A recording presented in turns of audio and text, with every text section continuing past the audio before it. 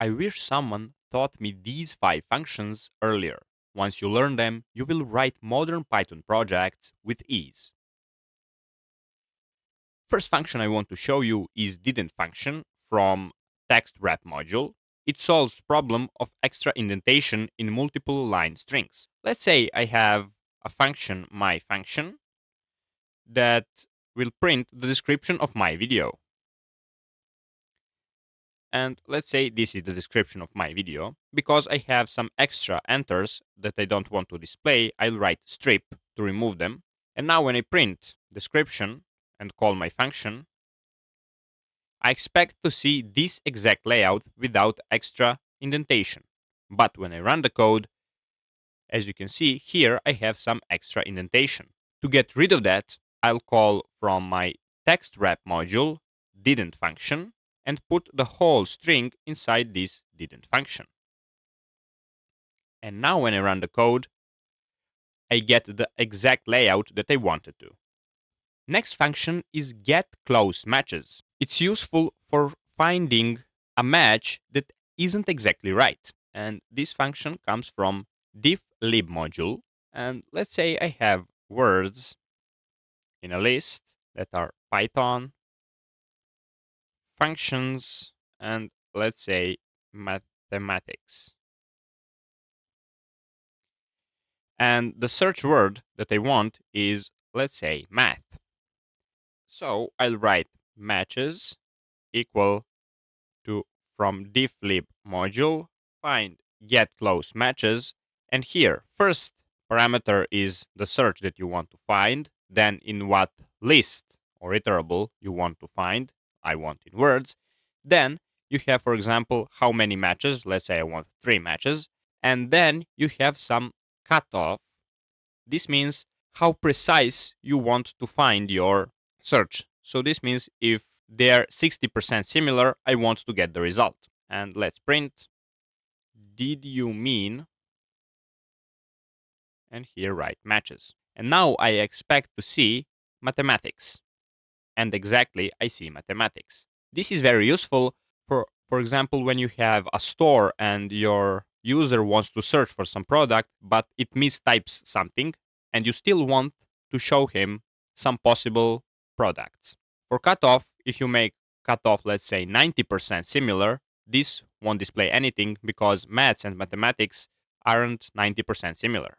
Let's run this. As you can see, nothing. But if you write here, for example, 0, you will get all of them.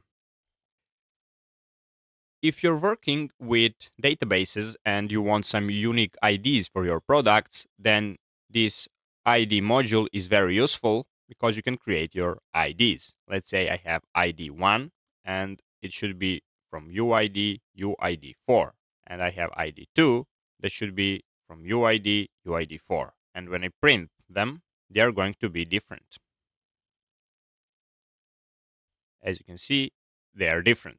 So if you're working with databases, this UID module is very useful. A common problem in Python is to merge dictionaries.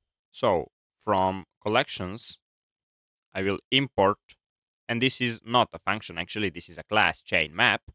And let's say I have dictionaries that's called cars, and here I have car 1 that's going to be, let's say, Bugatti. And the speed of this car is, let's say, 300 miles per hour. For example, I'll create another dictionary model, and this will have one car, and that is going to be Mustang. And let's say the speed of this Mustang should be 150 miles per hour. And let's say I want to merge all of these into some variable, let's say owner, and this owner owns this car, Bugatti. So I'll write chain map, and here you can put as many dictionaries as you want. So I'll put cars, model, and speed. But you see, the problem is I have two same keys. So what should be the value? Should be the Mustang or should be the Bugatti? Let's see what this owner if will display if I write the key 1 and what it will display if I write the key speed. Let's see. It prints Bugatti and 300 miles per hour. Why is that? Because the cars is first, so it uses these keys, not these ones, because they already exist. But if I put cars after the modules, let's say, now the model of my car, when I write here owner 1, will be Mustang, but the speed will still be 300 miles because it's before this speed dictionary. And let's see, it's 300. And for the final, if I put these cars here, it should be Mustang with 150 miles per hour and 150 miles per hour. And a final and very useful function if you want to work with some command line interfaces and work with files is common path function that finds you the common path. So I will import os.path, and let's say I have 3 paths and they are going to be stored in a list, and they look like this: home, then I have user, then I have user David, and then I have, let's say, downloads. Because I want this part to be same, I will copy this and I will put also, let's say, music here folder, and I will put video folder and write YouTube folder. And let's create common variable. So from os path, I will call the common path function and pass paths. This is a list. And let's print the common path here. Common path.